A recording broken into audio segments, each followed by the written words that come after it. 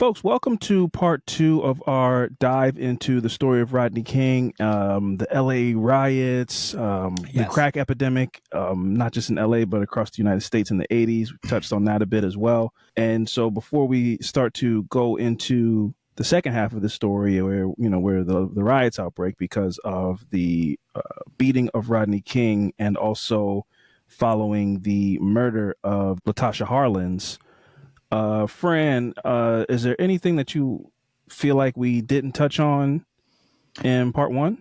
No, man, I think we pretty much touched on everything that I feel like that was important to our history that I hope will never, never be forgotten. Because it seems like we're kind of going down a path where this administration is, future leaders are kind of trying to dismiss and erase history. Yeah. That, shaped this country still today. So it's like, I think we did a pretty good job, and I hope people after us and we kind of continue to kind of still spread these messages. I know most people know the story, but a lot of people don't know the meat of the stories of these stories, and that's why we're here. So, I hope I think we did a pretty good job. I think others listeners would agree. But I think so far we touched on a lot of points. I would agree. One thing I want to make sure that I don't know if we touched on, if people really understand, a lot of people consider this footage to be one of the first viral videos. Like, in the time that we live in now, I don't think people really understand. To see things, you had to turn your TV on at the right time to catch them. People were recording their TVs with the VHS tape and then spreading this moment around to anybody that could watch it. The Rodney King tape was a thing that it was viral, but it was physically viral. People were handing them out in barbershops. Like this was a very captivating moment in history, and maybe a lot of people categorize it as the first of its kind. His name was in TV shows and movies and shit like that, and from this accident, as far as I know, there were seriousness behind his name and also jokes. Yeah, it was an iconic moment. Yeah, and that's what comes from things like that. I think people take for granted, how easy it is to capture a moment like some of the ones we've seen in recent history. A moment like what happened to George Floyd, you swipe your phone, turn the camera on, and film it. There were I'm sure a lot of people who filmed that incident that day, and then there was one person's angle that caught the world by storm. But it wasn't easy to catch a moment like this in 1990. Yeah, I think a moment like that. That's why I think viral. The definition of viral has changed a little bit because everything now moves so quick. Yeah, and back then I think seeing something like that is viral because it was a iconic moment, and it just lasts.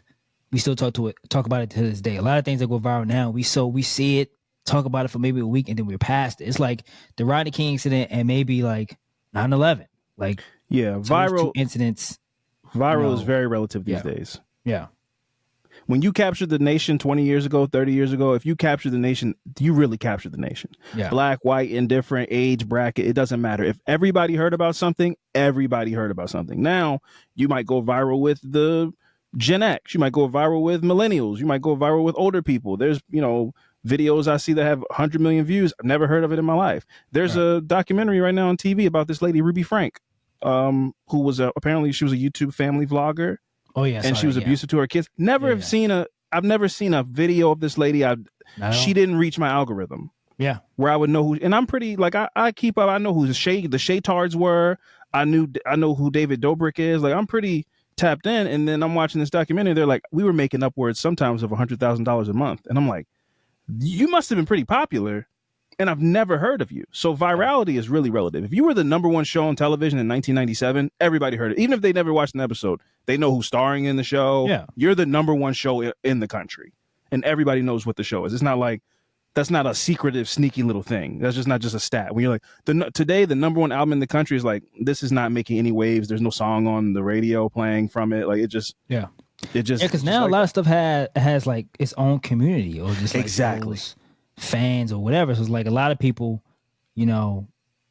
that somebody go, hey, you ever heard of this? Maybe like a car guy. You ever heard of this so and so? Like, no, like he's super famous. He has crazy cars, like, but he got millions of followers and shit like that. It's like, but it's like, I don't know. It's just like you said, the algorithm on social media now is just what you like and you expose yourself to. And it's like that's you, and then somebody else made algorithm may be totally different. It was like I have no idea who that person is. Yeah. It was like, how? He's famous. Like, I don't know. I just don't. You.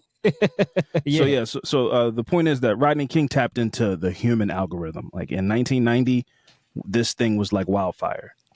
And as we stated, just to kind of recap where we left off, the young lady Latasha Harlins was shot inside of a convenience store by a woman named Soon Ja Do in 1991.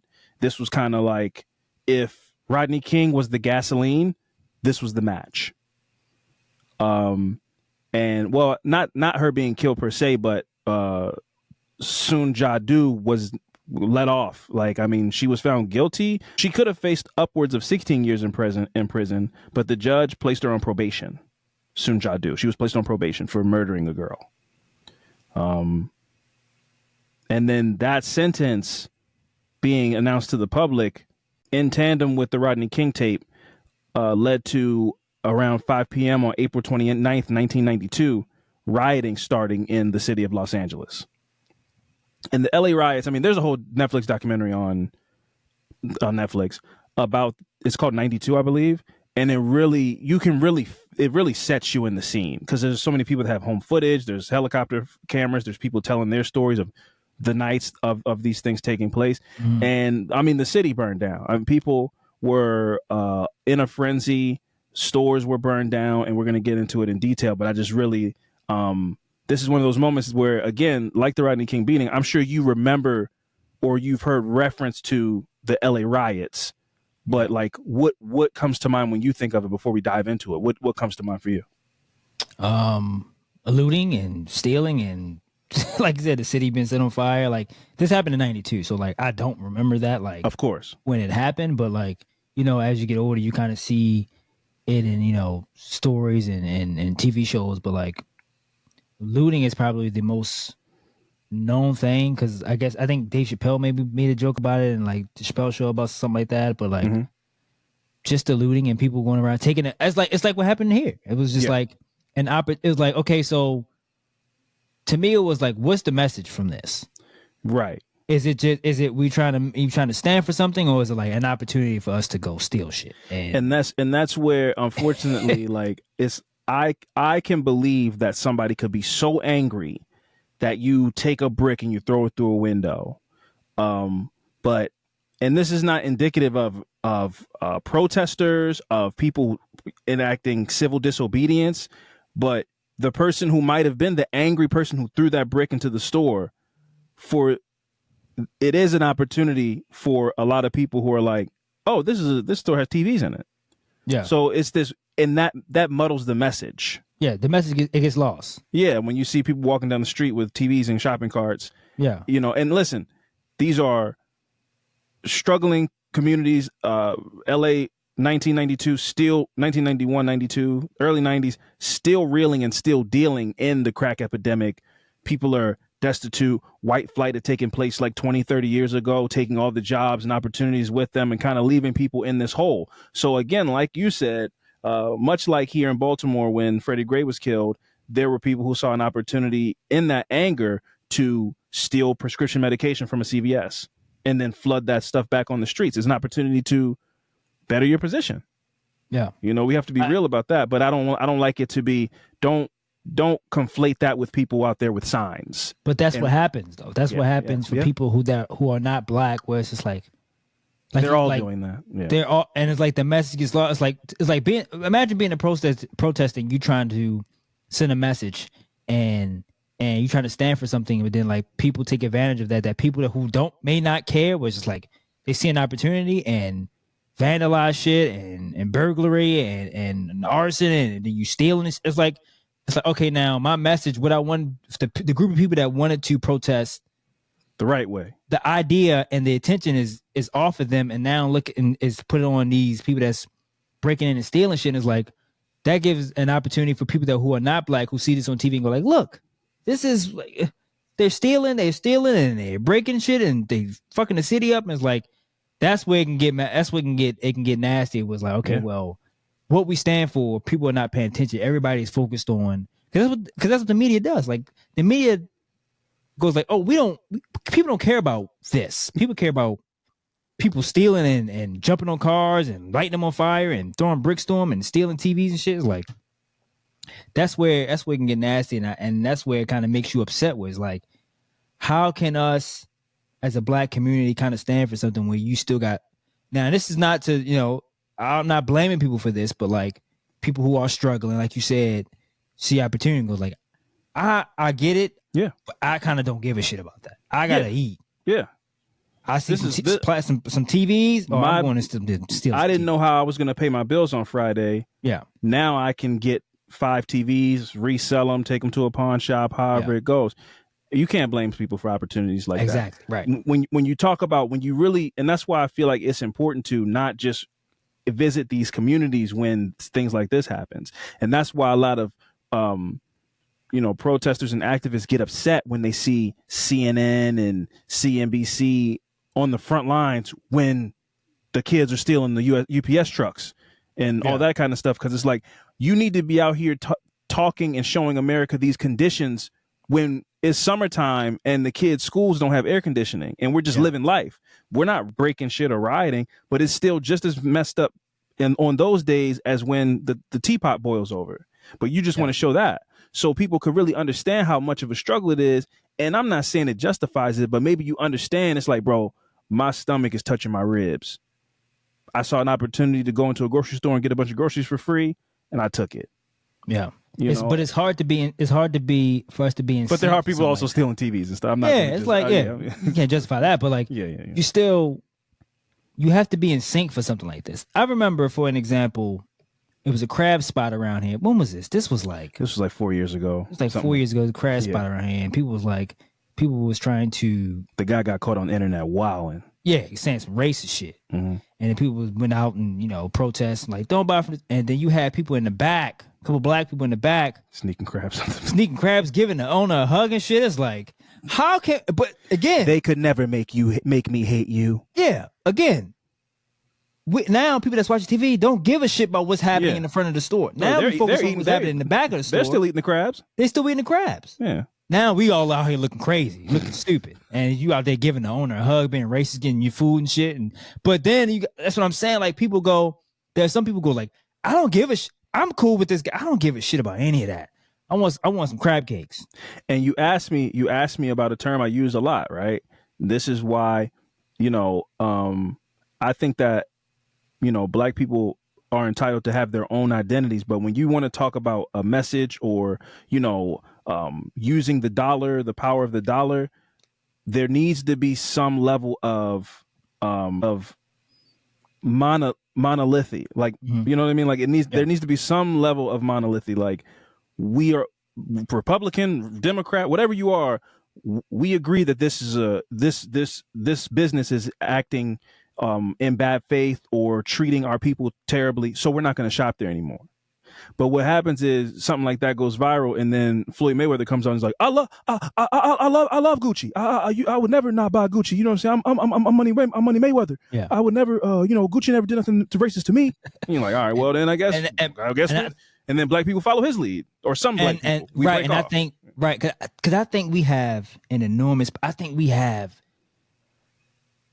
so much power. Black people will spend more money than most. Yes, we have so much power, but when we're not in sync, on things like this, it just we're working against ourselves on the message we trying to send out. And I think we have a hard time as black people with that. I think when white people protest, it's like, I don't know if you feel it like you do with black people. If we kind of commit to it and kind of come together and kind of make a stand, but like, you got one person who's Floyd Mayweather, who's a figure, influential, and it's like he go out there and go like, and then other people that go like, oh well, shit, Gucci ain't never did nothing to me, so I kind of get what he's saying. It's like, all right, that blows the whole shit up. Yeah, yeah, it's tough. It's tough, but I think it's very and then we can move back into the story. I'm sorry for us to go on a tangent, but this brings out the passion in us. But Tesla got a lot of the same treatment as AirPods from black people. And I'm not saying black people are the only people buying Teslas, but black people really made Tesla a status symbol and like 100%. rapping about it and naming drugs after Tesla. 100%. And it made it very of the culture. Yeah. Now, there are plenty of people buying Teslas because they're electric cars or whatever. But the same way AirPods is like, here's the thing about black influence. I can't show you a metric of how much money in marketing black people doing something causes. But when black people were like, oh yeah, I'm in the club with the AirPods on. Like when all that, when the AirPods first came out and people were like, oh, I don't speak broke. You got wires in your, all of that stuff came from black Twitter. Yeah. I can't tell you how much money in marketing that equates to, but I can tell you that I feel confident that it moves the needle. For sure. Black people move the needle consistently. And I'm not saying that all black people own Teslas, true. But black influence and Jaden Smith being in the Batman suit with the Tesla wings up in the Icon video, it moved the needle. Yeah. So when we're not on the same page, it's like, oh yeah, well man, listen, I'm not saying I agree with this person, but they make great shoes or they make great cars or whatever. It's like, well, then you stand for something or fall for anything. Yeah, that's true. Yeah. That's true. But I think black-owned companies need to kind of steal the blueprint and go like, oh, well, maybe we should market to. Well, that's the full circle. But I just don't see. I just don't see that happen. Well, and we'll get back to it after this. Sorry.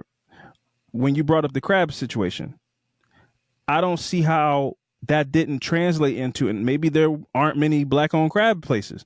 But why a black-owned crab place wouldn't come out and be like, hey, man, if you come get crabs from my place, it's 50% off for all this week. Buy black crabs or whatever. Like, take advantage of that. When you see a business, obviously you can't compete with Gucci if you're an independent underground street clothing company. Like, I can't be Gucci. But you can take advantage of the moment to say, Gucci, hey, man, listen. It would take a hit if black. Yeah, it's like I'm a black-owned business, man. Come support a black-owned business. Y'all like it's similar to Gucci's high quality, whatever. Like, come rock with your boy. And then we need to do that. So I think the black-owned companies, when these things happen, they make themselves known, and then we got to go rock with them. Because during this time, I'm not going to name the crab place because it's been years. I don't even know if it's under the same management, like whatever. But I was looking for black-owned crab places to go support. Instead of being outside with a sign, after 2 weeks, it's like, all right, man, like, we gonna do something or we not gonna do. They're not closing their doors, obviously. Like, they still open here selling crabs, and y'all just in the way, and nobody cares at this point. So let's take all that anger, go buy some crabs from a black-owned crab company. Yeah. Make them the new this crab place. Pipe them up. Because the more money you put into them, they'll put this business to shame, in my mind. So that's just some of my thoughts on buying black, the black dollar. The power is in, we got to all be on the same accord. It's just not. It's just not enough. I don't know why. It's just not enough of it though. I don't know if anybody can pinpoint to why that we don't support black-owned business like as we should. I don't know. That's a conversation for another day. So I'm because you almost got me. We got you. So we got a story to do, but. I have thoughts on it, but we're gonna save them for another day because you almost got me, and we've been talking for another 15 minutes.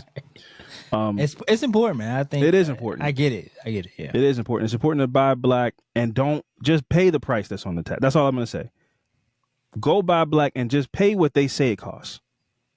Don't go in there haggling and looking for, because you don't do that when you go into the please don't. Store. Yeah, let's go ahead. We can see. That's what I'm saying. See, it's a conversation for another time. Yeah.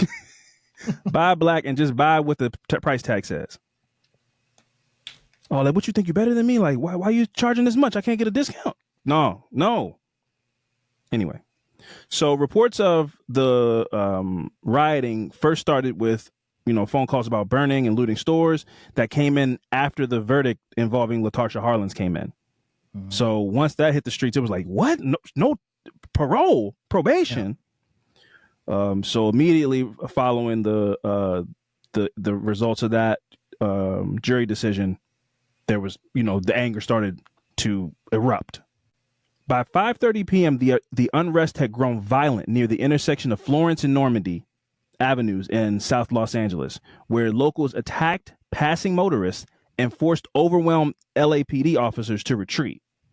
They just didn't have enough staff. I mean, when the whole city's They mad, just attacking anybody. Yeah, cars riding down the street because I mean, I would imagine if there were white people driving in the cars. I had to. This is one of those kind of situations. Yeah. I don't know that for sure, but that's just. I mean, they weren't just. If they saw their aunt riding down there, aren't you know. So I mean, but that's what I was assuming. Like, you can't just be attacked. I mean, like, that's not. I think it was very focused on like one. We all know we can go back to do the right thing. We've seen this and just lived experience. There are a lot of the Black and Asian relations leave a lot to be desired. There are a lot of Asian stores and businesses in Black communities, and the idea that there are racial issues or animosity is crazy because we're in the same ecosystem. We're supporting your business. You're providing us the things that we need. So there just needs to be better relations. After a situation like this, you see a not you, but like if people in this situation see a Korean person and the only thing they're seeing is the lady that shot this Black girl, it's up for any Asian business in my neighborhood. Yeah. And I mean the royal my. I'm not saying I would burn down anybody, but I'm just saying I'm taking it back to 1992. The LA riots are happening. You're the convenience store owner who is in my neighborhood, and we don't really get along that well, but I patronize your store and you provide me whatever I get from you. But some Asian lady just killed a Black girl. Your people did that to my people. Yeah. This is when the pot explodes like it did. This is where people's minds are. And if their minds aren't here, it's I'm coming in here, I'm stealing whatever I can get my hands on, I'm taking all the chips and whatever. So it's like either you're dealing with a very angry people or people that are opportunistic. You might even meet both. That's the scariest version of a person where it's like I'm angry and I'm desperate. We're gonna get into it, but almost like something like 60 people died in the time of this riot.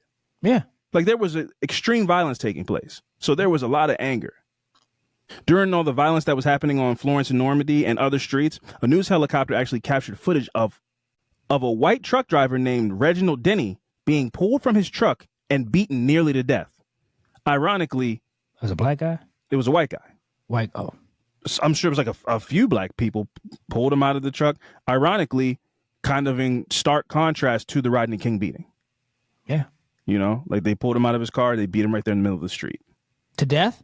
Nearly to death. Oh. So very much like Rodney King. And for that to be the backdrop of this chaos, when you look in the mirror and you see your oppressor, you see the villain that you hate, you kind of lost the plot. You know, so that's unfortunate that, you know, people got taken to a place like that and that man had to face violence like that. So a minute later, a Latino driver named Fidel Lopez endured a similar attack. So if you were driving through South Central Los Angeles you wasn't Black? and you weren't Black, they were yanking people out of their cars and beating the shit out of them. Maybe taking the car too, I'm not sure. In a matter of hours, neighborhoods across South and Central Los Angeles were in flames as rioters firebombed thousands of buildings, smashed windows, looted stores, and attacked the Parker Center Police Headquarters in downtown LA. So once you start attacking police, the lid's off this thing. People don't care. They're going straight to police precincts, going to the police cars and burning them. That means you don't care. This is a code red situation. And it's, again, when you live, it's not that I wasn't out there, but I'm just saying, I remember the day that the Freddie Gray verdict came in. And I remember seeing teenage kids throwing bricks at SWAT people with shields. And it's like, when you get to that point that you're not running from the police anymore, the top's off this situation. Like, it just, I don't know how you almost, it's like a wildfire kind. It's like you almost kind of we got to just let this one burn. You might as well pull back because you're going to almost make it worse trying to fight these people who don't give a shit about authority anymore at this point. We're so angry that if you're combating us, we're combating you. There's no backing down. So you almost is like, just pull back and just see what happens. Yeah. You know, of course.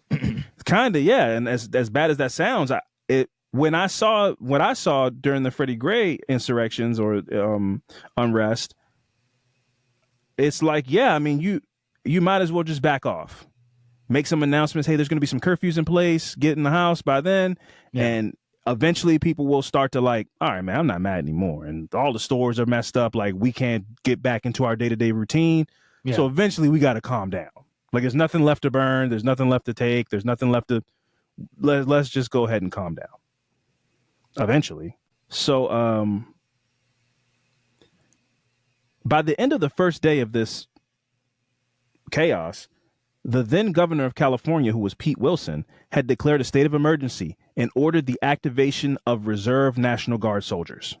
On April 30th, my birthday, on April 30th, the widespread violence led to the suspension of rapid transit, mail service, schools, and professional sporting events. The city was shut down, which is, that's crazy. But again, it's so many parallels. I vividly remember seeing a video that went locally viral. You know, we talk about relative viralness. Some people that were protesting the Freddie Gray situation walking past Pickles Pub, which is right across the street from the Orioles Stadium, and there were white people like playing cornhole and drinking, just having a nice day. It's like opening day or something like that. And the juxtaposition of like, we're out here, like a guy that looks like me was murdered brutally, left in the back of a van without a seatbelt on. They're just like, yeah, can I get another natty bow? And they kind of clashed a little bit because it's like, man, fuck y'all, man. Y'all out here kikiing and having a good time. So in this, you know, very much like in this situation in LA, it's like, man, cut schools. It's no normalcy, because it's just the shit is out of control. Yeah. So there's no way for people to just like go to a Laker game or go to school, or a mailman to be like, I'm just gonna go do my route, like go deliver mails. No, get your ass beat. Yeah, exactly. Just be in the house. If you're not with the shits, stay in the house. This is the point we're at for all of Los Angeles, which is insane. So many businesses closed, leaving residents to wait in long lines for food and gas.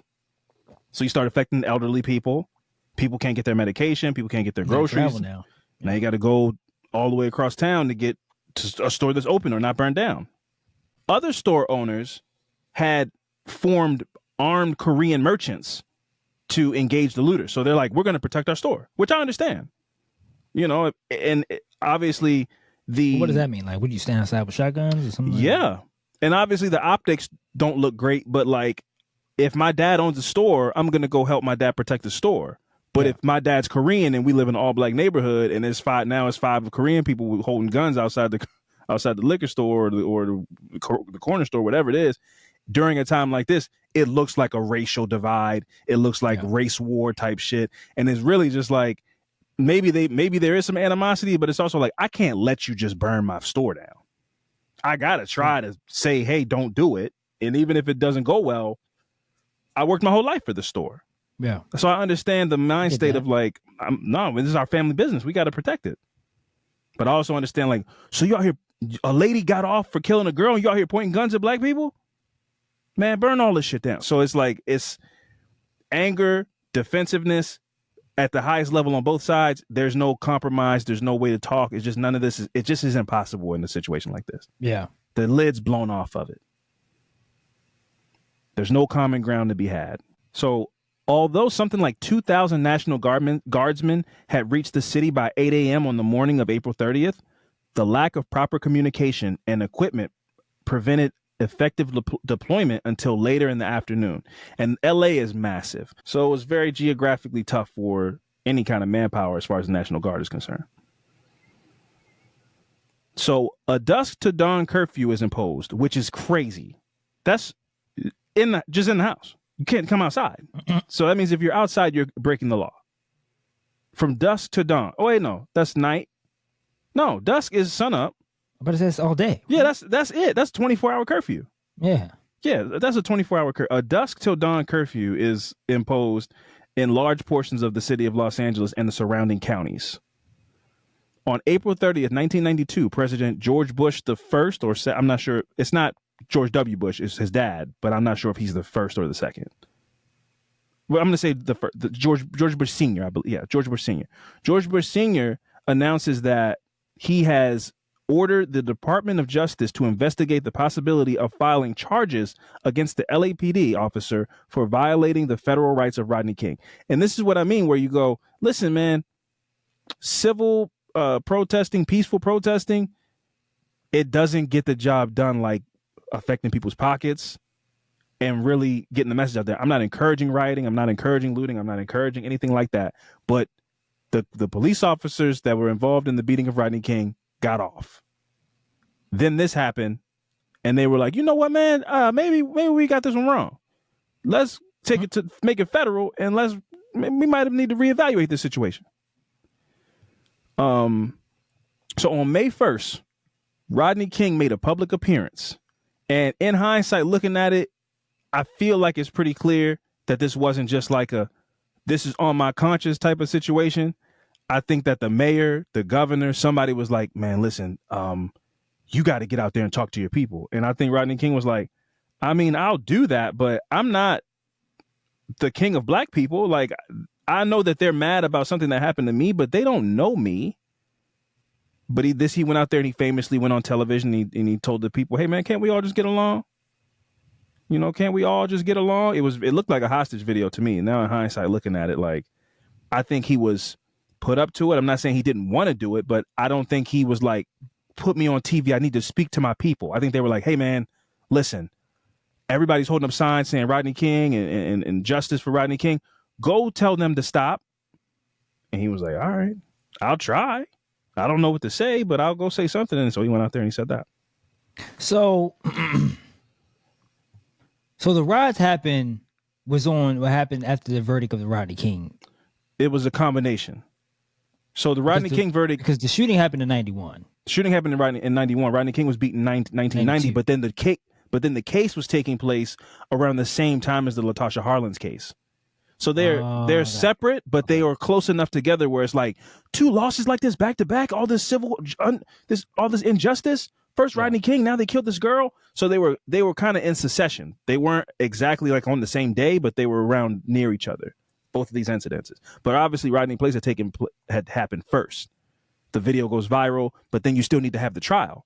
But then the officers are found not guilty, and then Latasha Harlins is killed, and then her killer is, given probation or whatever they're given, and it's like, no, absolutely not. If they can beat us, they can kill us, burn it all down. Like, that was the feeling. On May 3rd, 1992, the citywide curfew was lifted. Mayor Bradley announces that the crisis is over. So even though Rodney King came out there and said what he said, they were still rioting. Like the rioting took another 3 days to fully kind of start to simmer down. Mm-hmm. So it's not like he said that and then everybody went back in the house. It still took some days to calm things down. But on the May 3rd, the mayor announced that the crisis was over. On May 4th, 1992, violence and crimes break out sporadically. Schools, banks, and businesses reopen. So there's still some people still trying to thrive in the chaos. At this point, like, I think it's important for us to be as objective as we can be, even though I have like passionate feelings about this. By day 5 and 6 of this, if you're still committing crimes, you're out being a criminal. Like, it's no longer like, I'm just still so mad about Latasha Harlins, man, I gotta go rob this bank. Like, you're still trying to thrive in the chaos. Yeah, I think that by being so really the Rodney King verdict is what really pushed people over the edge. It was a combination because the Latasha Harlins incident. That case was. I'm just trying to figure out the timeline because that case was a couple months before the verdict of Rodney King. Before the verdict of that one was in November of 91. Right, and then the verdict for the Rodney King beating was in April. Yeah, so I think it was that like that one. And then it was like Rodney King's verdict was like, all right, that boiled it over. Right. Yes. So it was like, fuck this. I'm tired of this. Okay. Yes. So I was just trying to figure out, was it because when you said at the same time, like this, like what? How does this? Both of these happen? I thought you were saying the case or the verdict would happen. The verdicts were in the same year. Gotcha. Okay. Yeah, the verdicts were in the same year. Obviously, but it's also what helps with what you're asking. Super viral, Rodney King. It already had happened. People already saw it, and then Latasha Harlins happens. Rodney King's in their mind when they find out a girl got murdered coming in this convenience store. So now they're even more angry. Then the trial happens for that. She doesn't get justice. Angry, but maybe, you know, let's now we got the Rodney King trial coming up. Let's see what happens with that. Another injustice. Now it's done. Yeah. You know? Yeah. Okay. Man. Blows the lid off the whole city. 90s, man. What a time. Jesus Christ.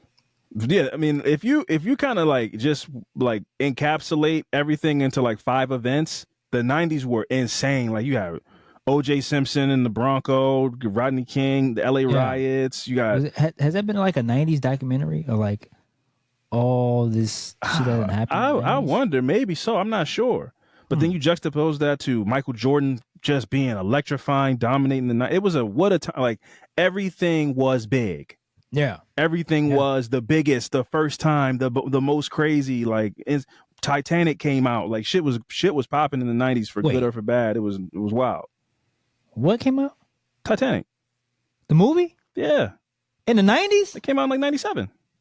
No, it did not. The 90s was lit, bro. You don't believe the Titanic didn't come out in 2006 when you saw it, bro. It had been out for a long time. It was an iconic movie. That movie came out in 97. Yeah, man. Wow. Okay. I thought at least came out in 01. No. It was already stamped a classic by 01. It was by the time I saw it. Yeah, by the time this is part of history. You're like, you know what I saw last night? You ever heard of the Titanic, man? Bro, it's 2007, man. Have I heard of it? It's one of the highest grossing movies of all time. Is it? Yeah, man. No, the Titanic over the Avatar? No, it was, but it was till Avatar came out. Got you. It wasn't number 1, but it was up there. It was top 3. But then since then, Marvel movies then came. I mean, like in 2008, at one point it was like the highest grossing movie. That makes sense. It was a great movie. Yeah. Too bad it was all a lie. Don't get me started. I know. I'm sorry. My bad. Lock in. Sorry. Don't do it. I'm sorry. I want to go to the museum. They got like a Titanic museum. Yeah, for sure. There's no roads. If anybody went to that, reach out. Yeah, we got a lot of fans of like nautical shit. Yeah. So like I said, you know, in the days after Rodney King comes out and speaks to the nation, you know, flames and energy starts to temper down. By the first week of May, things are kind of back to normal. Okay. You know, violence is still up, but schools are open, mailmen are back on the streets, the games are back going and shit. You know, you can go see Bob Dumars or whoever was on the Lakers in 1992. Probably that Polish guy, right? Vlade Divac, something like that. On August 5th, 1992, LAPD Sergeant Kuhn, go figure, and officers Powell, and that's a bad time to have the name like that. And all of this shit, you come out, and I'm sure it's a white person. I'm Sergeant Kuhn. Sergeant Kuhn and officers Powell, Brazino, and Wynn are indicted on federal charges. So they beat the charges in L.A., but then through all this, the city burned down. They brought them up on federal charges. So really, when they do that, you're kind of like, all right, this shit is kind of I would imagine how this one's going to go. You're not bringing them up on the charges to not guilty them again to the nation. Yeah. Right. So it's like, we got to right this wrong. All right. So they bring them up on federal charges in August of 1992. And on February 25th, 1993, the trial begins on the charge of violating King's civil rights. On April 17th, 1993, Kuhn and Powell are convicted on one charge of violating King's civil rights. Brazino and Wynn are acquitted. I would imagine that it's because Kuhn and Powell were the officers in charge. Now, do you think it was pressure for this, though? I 100%. I don't just think. I know that the president got involved. The president is the one that said that we were going to bring them up on federal charges. But I mean, like, because of this is why they because of the LA riots, for sure. Yeah. If there was no response, they all got off. They would have been back to work. Straight up though, I'm like, I mean, like that's crazy, but yes, they would have. This if the public doesn't respond the way they respond, they get acquitted, and then they take a 6-month, sabbatical or whatever, and they go back to work and police the same streets. You got to be able to appeal that, to be like, y'all only giving me this charge because because they burned the city down. It cost that's what I'm y'all tons of money. I didn't want to say that they kind of rigged it, but I mean, listen, if they beat the charges and you go, if they wouldn't have burned the city down, y'all wouldn't have brought me and my men back around on charges, then if I would be telling my lawyer, you gotta say that this is like our civil rights are being violated or something. Like my lawyer I would be telling my lawyer, you got to try to take that angle. Now, for you to be 4 white men in this situation being like, no, actually, our civil rights are violated, doesn't really look good. But I mean, they only brought them up on charges because the city burned. The city did burn because they beat the shit out of this guy horribly on camera. Right, but how do we feel? But they were acquitted. But how do we feel as people as like, do we feel like justice was served? Well, let's get to what the federal judgment was, but in the sense of at a state level, when the police are the ones like, if it's not policing police as far as internal investigations, then it's a jury of an all-white jury. In the city of Los Angeles, the jury that found them not guilty, there was like 1 Filipino guy and 1 Latino guy. It was a predominantly white jury. So it's not a jury. I guess it's a jury of their peers. But so I don't think justice was served in the sense that it wasn't a balanced trial for Rodney King to have a chance at receiving justice. And then you take it to the federal level after a whole city burns down. And I don't think it was a fair trial in the sense of the officers. As crazy as that, I know I'm pleased. I welcome any response or whatever. I know how that sounds, but like after a city burns down, the president speaks up. They're going to fry you. Like they're not going to go take you to federal court and then say not guilty again. Because what if the same shit happens again? Is I think that would be their thought. That's the thought of the jury, the thought of the judge, the thought of everybody. Like we cannot do all of this, have another trial, and then go and say not guilty again. So when we take it federal, we have to find them guilty to kind of right the wrong. It's like in a basketball game, when the referee misses a foul, you're going to get some crazy foul on the other end because it's like, yeah, I missed that one, my bad. So this was a foul in y'all's favor. And this is, again, why the response to the OJ verdict was the way that it was. Because this was seen as a missed foul. And then OJ was like, all right, well, cool. Listen, I know the evidence is flimsy, but we got one. Like, we saw a black man walk out of the courtroom with his head held high and his fist in the air. And we didn't get to see that last time. So as we got our lick back, basically. And people in the jury on the OJ side of South, I've seen so many documentaries involving that shit. It was like people straight up will just say that. Like, no, I was going to vote not guilty anyway, man, just because of what happened with Rodney King and all that stuff. Like, he was black. Like, I was going to vote not guilty, period. Because, we needed to see that. And it's like, well, hey. So, like I said, of the 4 officers, 2 of them were convicted and 2 of them were acquitted. There was no rioting or protesting after the verdict was released because they got 2 of them. I guess that was sufficient enough. On August 4th, 1993, Judge Davies sentenced Powell and Kuhn to 30 months in a federal correctional camp, which that's not prison. So Correctional camp is, I don't know if that's like Club Fed or like that's like a federal correctional camp. So then 30 months, and I promise you they didn't do it all 30. Civil rights groups complained that the sentences were not harsh enough. Yeah, I don't disagree. They didn't even go to prison. We charged them for something. They made like a special thing for them, like a. I don't know. I think they feel like they might have played in our face though. Of course they did. They're like, hey man, we gave them something. They're too dumb enough to know what a correct. They think it's prison. Yeah, let's give them. They sent them to holes. It's like, man, y'all eating food, playing with lizards and shit. I mean, it's not fun, but it's not prison. Yeah, they out there eating sploosh. So you don't even appreciate how good of a reference that was. That's okay though. I don't know what sploosh is. Sorry, what's that? That's the onions that they ate, the peaches and onions that they ate in holes. Man, I haven't seen holes. When holes come out? Oh, in like 07? Like 01. I might have saw it in 07. My talents are wasted. I might have saw it in 07. And I don't even remember what the movie's about, to be quite honest. I know they was in jumpsuits and The guy who's they were the digging star, holes. I think the main guy, the light-skinned guy, I think he recently popped up, going somewhere. I don't remember his name, but like, His name I was remember Zero. that fucking movie. His name was Zero, man. That movie win any awards?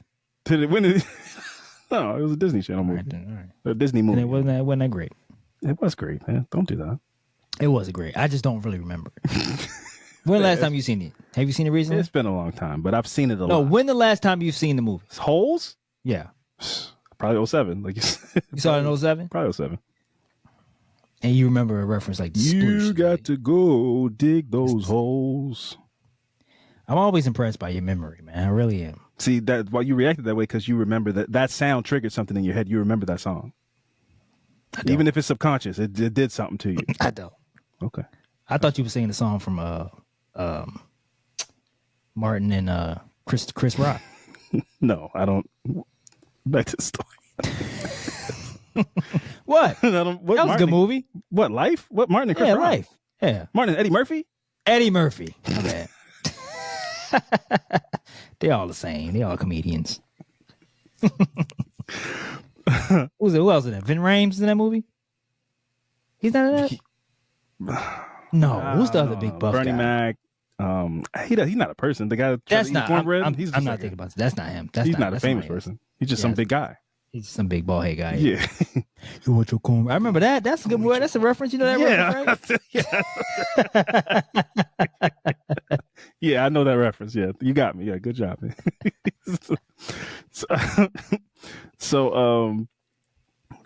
on October 12th, 1993 and October 13th, 1993, Powell and Kuhn report one day apart to Camp Parks near San Francisco to begin their federal sentences. Mayor Tom Bradley offered Rodney King $200,000 and a 4-year college education funded by the city of Los Angeles. King declined those things and sued the city. Education? Listen, I'm not. I think he was. What year was he born? Rodney King was born in 1965. If this is the same Camp Parks, yeah. Reserve Forces training area, is it something different now? They sent them dudes to Cadet Kelly boot camp, like Major Payne type shit. It wasn't. I'm not saying it was fun, but they're present there doing push-ups and knitting bracelets or something. It wasn't prison. But yeah. So because I just really wanted to kind of. They offered him a college tuition. I mean, that's a nice offer. This is a 28-year-old man. It's like, man, listen. If I was going to go to college, I would have gone to college by now. Like, I'm not just going to go to college. What the fuck? What? Now, I'm not saying that money is going to solve things, but if I think I can get more than $200,000, I'm going to sue you. I'm offended at your offer, and I don't want to go to college. Oh, these motherfuckers was on the roof. I'm sorry. What, during the riots? The Koreans was on the roof. They had like shotguns. Yeah, no, they were. So, Rodney King sued the city in 1993. On April 19th, 1994, in a civil suit against Los Angeles, Rodney King is awarded $3.8 million for medical bills and pain and suffering due to the beating. Brian Allen, one of the passengers in King's car, received $35,000 in his lawsuit against the city of Los Angeles. The estate of the other passenger, Freddie Helms, who I guess died, settled for $20,000. He died in a car crash on June 29th, 1991, at the age of 20. So about a year after the Rodney King incident, one of the guys that was in the car with him died. So you got to add that to Rodney King's pain. One of his friends died in a car crash, and he's dealing with all this shit? $6.5 million today. $3.8 million is about $6 million. So it's roughly around the same thing. Well, no, it's about $6 million. You said I put $6.5 million. That's double. That's a lot of money. I know, but you said 3. You said 3.8 million. Yeah. I'm saying I only did 3. Okay, cool. So 3 is 6 today. Yeah. Okay. Yeah, sure. Yeah. So his friend passed away. A year after the beating. A year after the beating. So his estate, his family, sued the city, and they settled for $20,000. King invested a portion of his settlement into a record label called Straight Alta Paz Records, hoping to employ minority. Huh? Because that was a bad investment, I'm guessing. I mean, I don't know any label talent from straight out to Paz Records. He was hoping to employ minorities, but it went out of business because I don't think Rodney King really had an ear for you. You just because you get some money and it's the 90s, you got Death Row Records out there. It's like, man, I'm trying to be like Suge Knight, but you got to know what you're doing. I don't know. How much he invest in that? Did they say? I'm sure he had some money. I don't think he like lost everything, but I'm sure it was a hit. You know, you're trying to you lose in the record business, you lose some money. So on April 22nd, 1994, a civil suit against officers began before Judge Davies. So he decided to sue the officers too. King was asking for $15 million in damages. Wow. On June 1st, 1994, the civil trial against the officers ends with a jury awarding $0 in damages to King. It's like, I didn't think he was going to get that. Listen, bro, I'm not saying that money is everything, but you played this hand as far as you could play. You pushing it. Yeah, it's like I'm not trying to laugh at dude, but like you won a suit and you got up it. I'm gonna sue 4 police officers for $15 million. Yeah, that they don't have at all. Yeah. It's like, man, no, we're gonna throw this one out. Like, you did it, and I'm not saying he suffered how he suffered and all those things. That's terrible, but you can't double dip like this. This is egregious. So no, I need 15 now. I don't know where he was gonna get that from. Yeah, right. You're gonna garnish their wages for indefinitely. Yeah, in perpetuity. On October 15th, 1995, and October 16th, 1995. Coon is released from federal work camp in Sheridan, Oregon, to enter a halfway house in California. Powell is released from a federal work camp near Edwards Air Force Base to north of Los Angeles. On November 23rd, 1995, an armed assailant invaded a halfway house in Rubidoux, California, to kill Coon. Shit. But Coon was away for the Thanksgiving holiday. Oh, wow. So, yeah, I mean, that's another part. I thought you were about to say, but he was trained to fight back. He learned skills from Major Payne, played by Damon Wayans, to defend himself. No, he just happened to be away. And this is like Derek Chauvin. I think he got stabbed while he was in prison. Well, he's still in prison. But like, yeah, man, you're part of a nationally televised situation like this. There's a target on your back for life. Damn. So the assailant was killed by police in a shootout. Coon was allowed to spend the remainder of his term in a form of house arrest. So they were like, all right, man, we can't have you in here with all these people in the halfway house. Like, just go home and call and check in. So on December 13th, 1995 and December 14th, 1995, Powell and Coon are released. After the 1991 beating, King continued to lead a troubled life, struggling with alcoholism and having brushes with the law. In 2004, he pleaded guilty to driving under the influence of the drug PCP after he lost control of his SUV and slammed into a power pole. We also need to keep in mind that they gave a guy who was a year prior desperate enough to be robbing convenience stores $3.8 million. Yeah, with no financial literacy training, nothing. I mean, like, it's really, money is a seed to sow your own destruction if you're not set up properly. Like, imagine having nothing and then you win the lottery. Like, imagine like the worst, most desperate person that you know that plays the lottery, and then tomorrow they win. And it's like, we got $20 million now. They're not living a decade. They're not. There's like, when I think of my cousin, like one of like my most hard up cousins that plays the lottery, and I'm like, if they gave you $20 million tomorrow, you would die. You'd be dead. Yeah. You'd be buying all kind of dumb shit, fast cars that don't make any sense, and you driving on these shitty Baltimore roads, hit a pothole, skid out, crash the car. Like, you can't just give people absorbent amounts of money and no like advisor or anything. It's dangerous. I think that we need to make that a law with the lottery. If you win the lottery, there needs to be somebody that comes along with the money to, help you make smart decisions, or you have the option to. So in 2005, Rodney King was arrested on suspicion of domestic violence. In 2007, police found him drunk with non-life-threatening gunshot wounds, also believed to be the result of a domestic dispute. On March 3rd, 2011, the 20th anniversary of the beating, the LAPD stopped King for driving erratically and issued him a citation for driving with an expired license. Damn, he got to stay out of trouble, huh? Yeah. The arrest led to a February 2012 misdemeanor conviction for reckless driving. King shared his struggles as a reality TV star on VH1's Celebrity Rehab and in his 2012 memoir, The Riot Within, My Journey from Rebellion to Redemption. I actually saw he actually went on one of Oprah's own shows, like the own network, and he did a little like testimonial, and he seemed like he was in a really good space and optimistic about trying to turn things around. He admitted that his father had some alcohol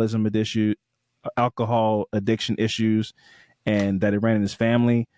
He also made one of the like faux pas of a person that I could tell wasn't fully ready to get help, because he went, I acknowledge that alcoholism is a problem in my family, so I started dialing back. I still drink from time to time. I just watch how much I drink. That's not that's not promising, right? Like, you don't, if you get to the point where you're acknowledging that alcoholism is an issue for you, you go, so now I just drink a little less. I'm like, you're not ready for the help yet. Yeah. But, admitting it is half the battle. I wouldn't even say anything. But, they got the cameras around. They walking around in the woods. You're trying to be just open. Lie. Why not lie? Just because I stopped drinking. I fully stopped completely. Yeah. I've been sober for 6 months. But to go in there and be like, I dialed it back. But what is dialing it back for an alcoholic, though? Yeah, like what does that mean? I only drink when I eat. Now I do eat 3 meals a day, so yeah. Hey, I just don't eat I just don't drink when I eat snacks. Yeah. So you drink 2 times less or whatever. How many snacks you eat? Like, I don't know. You could. I would have went in there like, I don't drink. Yeah, life's great. I fully have turned my life. I just caught me at a time where I was having a good time and just yeah. So tragically, on June 17th, 2012, his fiancée Cynthia Kelly, who was a juror in his trial. Really? Yes. He ended up falling in love and getting engaged to somebody who was a juror for him during his trial. She found him at the bottom of a pool at his home. Wow. Cardiac arrest? They called it an accidental drowning. Okay. He died 28 years to the day after his father, Ronald King, was found in his bathtub in 1984. Drowned? He was found in his bathtub. Doesn't mean there was water in it.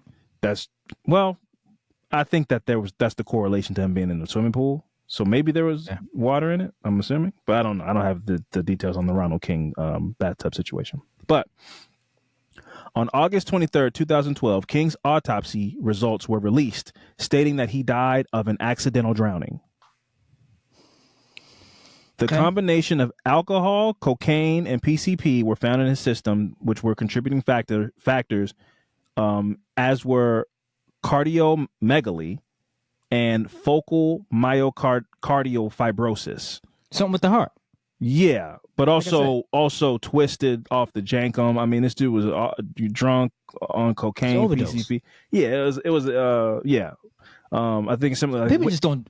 When I hear that, I'm like, people just don't drown. I mean, like, maybe, not ruling it out, but people just don't drown. People just don't end up there has to be like some type of heart attack or something like for that to happen. Yeah, I'm intrigued because when you really like tread water or when you really swim, your heart rate sneakily rises.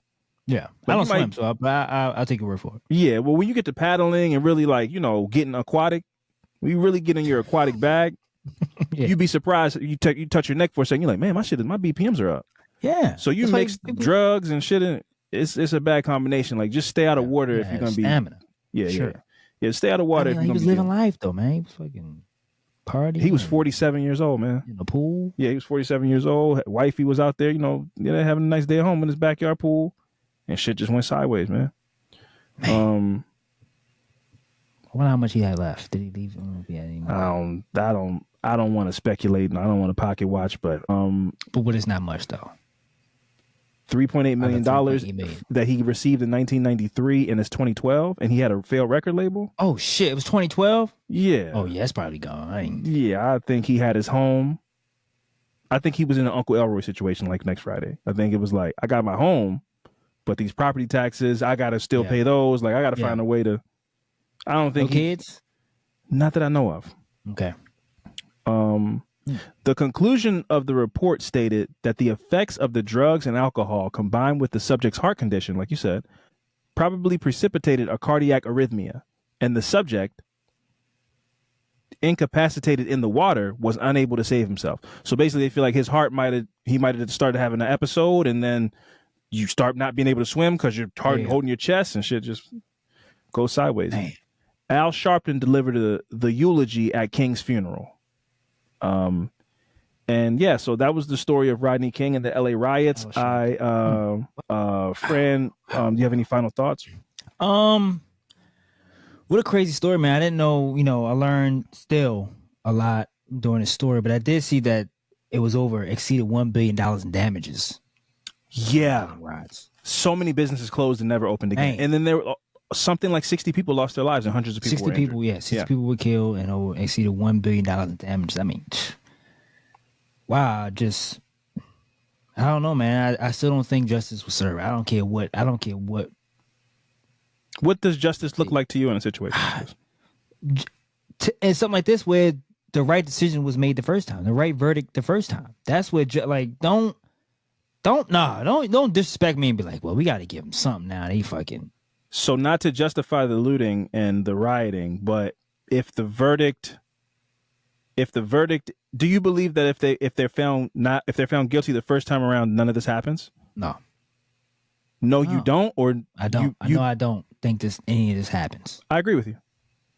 I think, like I said, if the video was the gas and the Latasha Harlins was the match, the not guilty verdict for Rodney King, that was the throw. Like that was take this match. We got the match. We got the gas. But maybe if maybe we get a little moment of justice, we blow the match out. Like, all right, man, we got something. Like, everybody go home. Yeah, I mean, like, she was. What is her name? Latasha Harlins. Latasha Harlins. I mean, like, that happened, and it was like, man, that's fucked up. She could have got something. But then the Rodney King shit happened. It's like, dang it, nothing. Now both of them, they just both. No, hell no. It's like if they would have gave, if they was convicted of something, got time in a prison, not a camp, then I think none of this happens, man. Yeah. None of this happens. I don't disagree. And LA riots is not a thing. I don't disagree with you.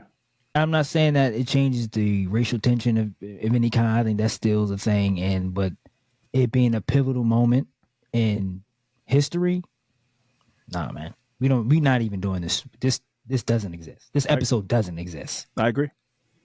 If they found those 4 officers or 2 of them, like they ended up, I mean, not all 4 of the officers weren't even ended up found guilty when they charged them federally. Yeah. If you charge 1, 2 of them, I don't think any of this happens. No. Because I mean, like, if they went to a camp, I mean, they still didn't really get time. But I mean, like, what are we supposed to do? Go out there and ride again? Exactly. I got to work and shit. I don't got the energy anymore. Because like you can't fake that. Yeah. Like, even for everything that we've said about the people taking advantage of the situation and all this stuff, the energy around it is real. That's decades and decades of misjustice, police abuse, poverty, all kind of culminating and funneling into this incident. You can't then a year later be like, man, what? They only found 2 of them guilty federally. Let's do it again. Like, they already released the valve on it. Yeah, yeah. You can't like recreate that kind of anger. Right. Now we find ourselves, or at least in 2020, and still now, let's be honest about it, that anger has been bottled up once again. For sure. Yeah. And so it's organic. You just can't, like, I don't think you get the same amount of people to go out and kind of fight that fight again. It's just...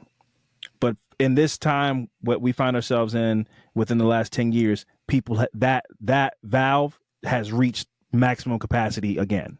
Yeah. Now, it didn't erupt at, it didn't burn all of LA down. It didn't, in any of these cities, we saw incidences, but it wasn't anything like, oh, we had to rebuild the whole city. The whole city was destroyed. But there's been palpable anger towards the system and injustice in recent times, in our memories, in our lifetimes, in this decade, in this, time period, where it is real. And there are people who, again, like we said, take advantage of the situation, but the energy around it is very real. Sure. So yeah, just food for thought. It felt good to try to dive in to give some insight into a moment in history that everybody knows but might not know everything about. And I'm sure there's things that we missed, but it felt right to kind of spotlight this incident, because this is the kind of history that unfortunately repeats itself very often. Before we get out of here, Fran, have you been watching anything? You seen anything? Any recommendations? Watch anything? There's a show I do want to watch. Mm-hmm. That I've been seeing some clips. I don't know how it popped up on my news feed on Facebook, where it's like a tattoo show, like a reality show. It's a reality show, and then I don't know if these people are tattoo artists or they have tattoo artists already on the show, but they'll come on, like, say if me and you went on, mm-hmm. and say like we got some history where, like, I don't know, you stole some money from me or something, right? And then I'll get them, or if I'm a tattoo artist, I'll tattoo those. They get a tattoo artist a tattoo. I'll tattoo stealing you a Monopoly man with a bag of money in your hand. Oh, like your op tattoos you or picks a tattoo for you. Yeah. Do you know? And then I think Snooki is on it. Snooki's on the show, and then like they take off the something and then go like, they see it and they go like, what? I don't know if it's real. They go like, what the fuck? What the fuck is it? Why would you? And it was like, you remember you stole some money from me? Well, then look. No, that's crazy. So they might draw like a penis on your chest, and then it's like, well, you remember you fucked my man? Bro, the one recently I saw was a girl. It was these two girls. And the one girl got like a tattoo. She got a tattoo on another girl, like some fucked up teeth and her finger in her mouth like this. And she was like, why would you? She's like, I wanted you to brush your teeth when we was in 10th grade. I was like, what type of petty shit is this? No, that's it was crazy. like on her chest. Now I don't know if it's real. I don't know. We got to run the fade in a real way. No, in a real way. I'm like, there's no way somebody get off the show and go like, I'm stuck with a tattoo. Yeah. Forever. Yeah. I'm like, I don't know if this is real. So you gonna look real, but I'm like, I don't know. I'm tearing everything up. Yeah. So you can't make a scene in this tattoo parlor. I absolutely have to. One girl she had I'm throwing down a lock and chain around her waist. It's like, I wanted you to stop fucking men. I was like, I said, this. No, that's messy. Send me when you find the name. Send it. I gotta watch it. I'm like, now I gotta. Crazy. This looks. I gotta watch it now. That's appalling. I gotta find it. Text it to me. For me, a couple of quick recommendations before we get out of here. Finally watched The Substance. I watched it about 2 weeks ago at like 2:00 in the morning when I was on baby duty or something. I can't remember the circumstances around it. Very good movie. I understand all the buzz around it. It's a great body horror movie, and I loved it. It was a fun time, and it was so chaotic and crazy. Paradise continues to be one of the best shows on television, one of the best shows I've seen. I'm watching the 3rd season of White Lotus. I have not watched the 2nd season of White Lotus, and now that I'm on episode 3, I've now learned that you kind of have to watch the 2nd season of White Lotus. So now I have to go watch the 2nd season of White Lotus. What made you skip to season 3? Because the first season, none of the cast from the first season was in the 2nd season, so I thought it was like an American Horror Story type of thing, where you don't have to watch the first season to watch the 2nd season. So I just assumed that you didn't have to watch the 2nd season to watch the 3rd season. I was wrong. Lost or? Yeah, well, yeah, I was like, there was a lady who was like, I know you from somewhere. I know you from the White Lotus. And I was like, I don't know who this lady is, and I don't know who this dude is. So I don't think the show is going to do a flashback. So I'm lost. I think I'm the one that's messed up here. So I think we got to go back and watch the 2nd season just to kind of make sure we're in the space properly. Yeah, but it's a good show. So there's 3 from me. Hey man, I've been in Alvin Williams. Hey man, we're going on tour. We're going to do a proper thing and continue to make proper announcements and everything like that. But we are going on a tour, coming to a city near you. We would love to see you. Come out, get some tickets. The information is in the description of the episode. Click the link, go to MadisonMcGee.com. You can get tickets to whatever city. We're coming to so many cities, you make your head spin. Just pick one. Be a great time. Come out, have a great time with us. Have a laugh, have a thought, all those kind of things. Fran, tell them, send us off, man. Look, if you don't buy, we got to be real here. Get real. If you don't buy tickets, we can't do the show. Damn. That is 1,000% true. That is can't a fact. be. That's I mean, like we can't. How are we supposed to do the show if people won't come? We're not going to just be in an empty room with just talking to ourselves. logically, We can do that here. yeah, logically, a show requires people. So if you don't come to the show, we can do that here and not need you in the room, but we Yeah. need you guys in the room to have a great time. we need your energy. We need to feel your energy. Yeah, but hey, this has been another episode of the hottest podcast in the streets. I mean, I don't know what podcast is hotter than us right now. Affirmative Murder. But I don't know what's your saying. Be safe. What do you usually say, or like? I just tell them who I am, and you're nailing it so far. Keep going. I am. Oh, hey, look. This has been another episode of Affirmative Murder. I am your co-host, Fran Evans, along with my great host, Alvin J. Williams. Am I okay to say your whole name? Yeah, sure. Don't do that. Johnny Bravo. See you guys next time. Deuces.